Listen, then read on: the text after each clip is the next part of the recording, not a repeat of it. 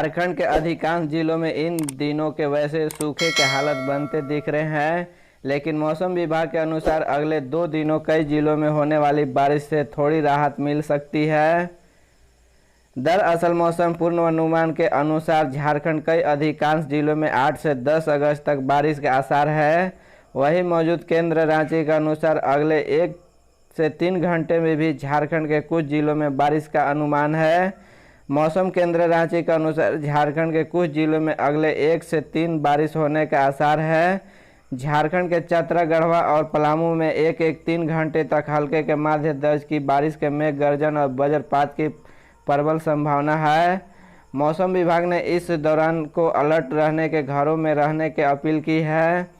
बता दें कि चतरा, गोड्डा, जामताड़ा, साहिबगंज, गढ़वा और पाकुड़ समेत पलामू और संथाल के जिलों में बारिश नहीं होने की हालत ज़्यादा खराब है। हालांकि मौसम विभाग ने पूर्वानुमान जारी किया है कि उसके मुताबिक 8 से 10 अगस्त तक राज्य भर में बारिश की संभावना है। इसको लेकर मौसम विभाग की ओर से येलो अलर्ट जारी किया गया है। बताया गया कि बंगाल के खाड़ी में साइक्लोनिक सर्कुलेशन के कारण ऐसा हो रहा है। हालांकि मौसम विभाग ने लोगों के सतर्क रहने को कहा है।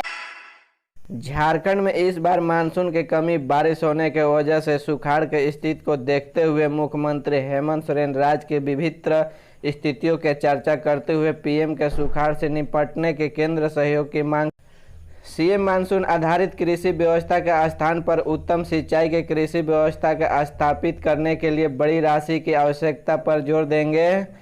दरअसल हेमंत सोरेन आज दिल्ली में पीएम नरेंद्र मोदी के अध्यक्षता में होने वाली नीति आयोग के बैठक में शामिल होने के वाले हैं।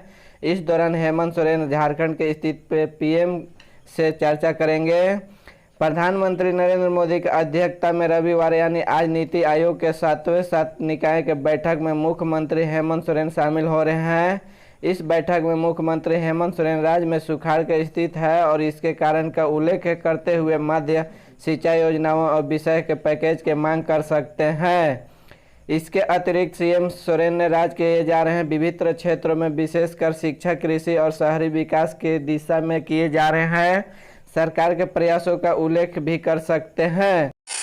नीति आयोग की बैठक में शामिल हुए सीएम सोरेन सूखे के निपटने के केंद्र के मांग के विशेष पैकेज का बकाया 1.36 लाख करोड़ के दिलाएंगे पीएम मोदी।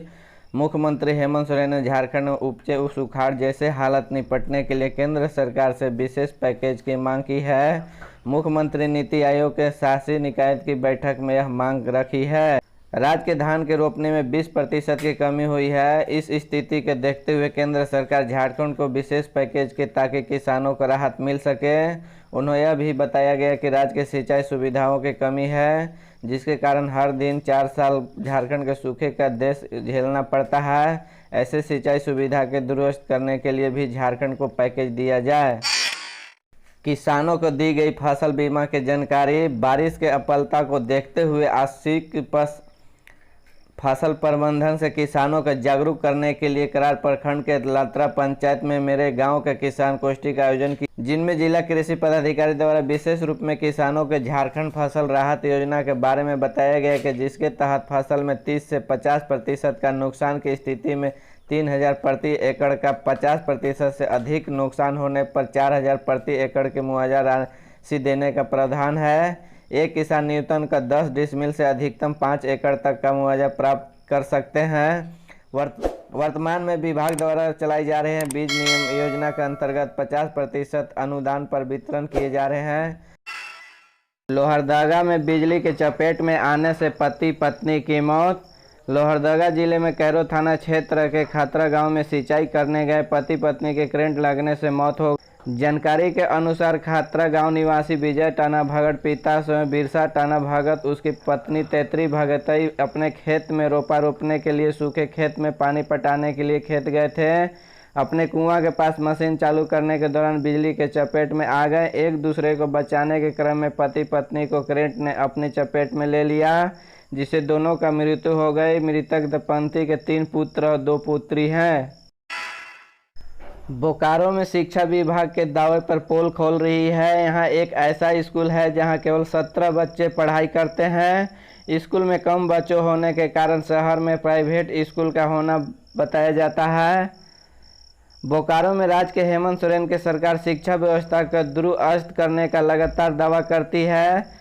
शिक्षा मंत्री जगन्नाथ महतो के बोकारो गृह जिला है, लेकिन यहाँ शिक्षा की स्थिति क्या है, इसकी एक तस्वीर हम दिखाना चाहते हैं। जिला मुख्यालय के महज 3 किलोमीटर और प्रखंड चास मुख्यालय परिषद में स्थित प्राथमिक विद्यालय बंसी-डी प्राइमरी स्कूल बंसी-डी में महज 17 बच्चे ने ही दाखिल लिया है, उसमें भी उपस्थित केवल 8 के आसपास ही रहती है।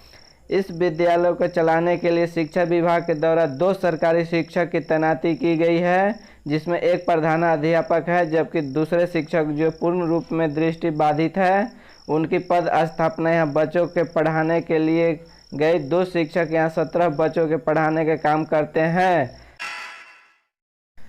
झारखंड के महागामा के प्राथमिक विद्यालय में भीखी याचक की बदहाली के पोल सोशल मीडिया पर वायरल होने के बाद अधिकारी एक्शन में आ गए हैं। वीडियो देखने के बाद स्कूल में 2 शिक्षक बर्खास्त कर दिया गया है।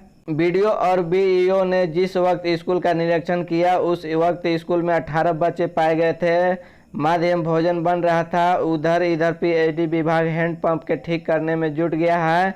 बच्चों को किताब, बैग, माध्यम भोजन की राशि भी दी गई है। बीओ के हरिप्रसाद ने विद्यालय प्रबंधन समिति भंग कर दी है। रविवार को नई प्रबंधन समिति गठित हुई होगी।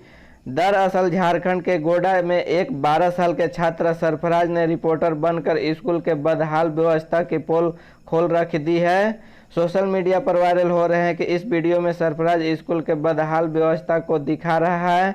वह माइक में बोलता हुआ नजर आ रहा है कि अब मैं प्राथमिक विद्यालय में भीख याचक का हालत दिखा रहा हूँ। फिर वह कहता है कि हमारे शिक्षक स्कूल के नारद रहते हैं। इसके अलावा पूरे परिसर में बड़े बड़े झाड़ उग गए हैं। यहाँ पर ना ही पीने के पानी की कोई व्यवस्था है और ना ही शौचालय की। इतना ही नहीं, यहाँ बच्चों के क्लासरूम में चारा रखा जाता है। सरकारी डॉक्टरों के आपात बैठक, स्वास्थ्य विभाग के फरमान ने नाराज। रांची में सरकारी डॉक्टर का आपात बैठक हो रही है, जिसमें सरकार के नए गाइडलाइन का विरोध किया जा रहा है। स्वास्थ्य विभाग के एक आदेश ने राज्य के सरकारी डॉक्टरों का आक्रोशित कर दिया गया है। झारखंड सरकार के स्वास्थ्य विभाग ने सरकारी सेवा दे रहे हैं डॉक्टर के लिए एक नई सर्विस गाइडलाइन जारी की है, जिसके तहत डॉक्टरों ने कब, कहां और किस सीमा अपना निजी प्रैक्टिस कर सकते हैं, उसका निर्धारण किया गया है। राज्य के सरकारी डॉक्टर इस बात के खफा है कि जब सरकार एनपीए नहीं देती है, तब वह कैसे यह तय कर सकती है कि ड्यूटी ओवर के बाद क्या करते हैं और क्या नहीं करते हैं। आईएम भवन में बुलाई गई आपात बैठक में झारखंड हेल्थ सर्विसेज एसोसिएशन साझा ने डॉक्टर के साथ साथ झारखंड आईएम के पदाधिकारी भी शामिल है। आपात बैठक में doctor Usha Singh, doctor Ajit Kumar, doctor RK Singh, doctor Pradeep Singh, doctor Akhilesh Jha, Ranchi के सिविल सर्जन विनोद कुमार सहित कई डॉक्टर ने अपनी अपनी बात रखी और कहा कि किसी भी मरीज का इलाज करने से पीछे हट नहीं सकते। शिक्षित बेरोजगारों को मिले दरोगा व पुलिस बहाली में 5 वर्ष की छूट।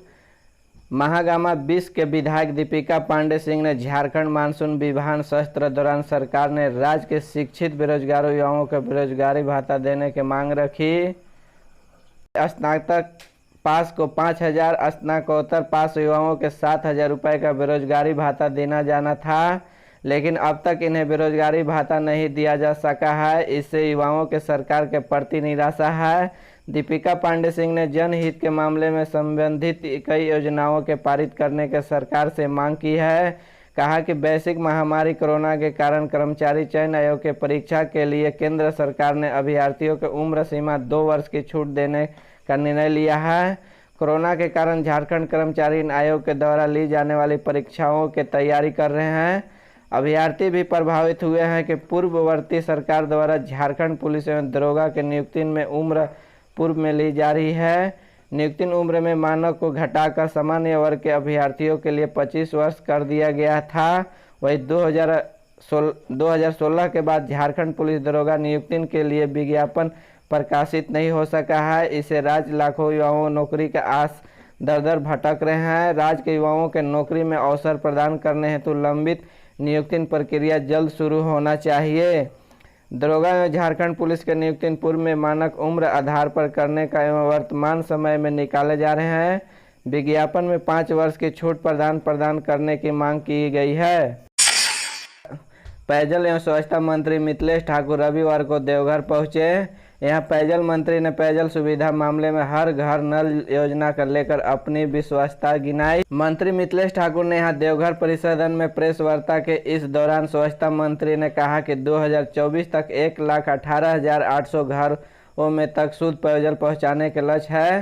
हालांकि 2019 में गठबंधन की सरकार के आने के बाद 4.4% घरों तक ही पेयजल की सुविधा मिल पाई थी। झारखंड में 2024 के हर घर नल जल योजना के तहत शुद्ध पेयजल पहुंचाया जाएगा।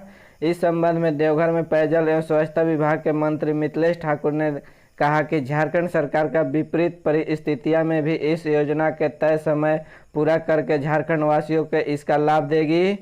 सरकार गठन के बाद कोविड की महामारी आ गई है, इसके बाद काम प्रभावित हुआ, फिर भी अभी तक 24% कार्य पूरा हो चुका है। कोरोना काल में शुरुआत में इस योजना के 4.4% के काम हो पाया था, लेकिन विपरीत परिस्थितियों में बावजूद सरकार ने तेजी से काम कराया और आज हम इस योजना के तहत 24% काम पूरा कर चुके हैं। जल जीवन मिशन के तहत जल शक्ति मंत्रालय और राज्य सरकार के सहयोग इस योजना का काम किया जा रहा है।